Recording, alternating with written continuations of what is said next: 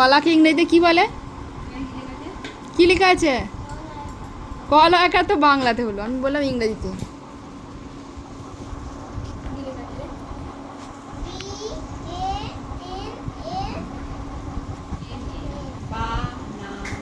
বানানা, বানানা, অহনা বানানা।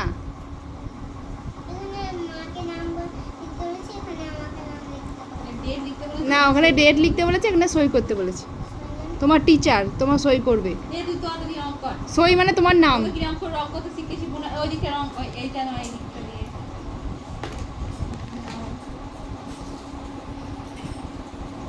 ভালো করে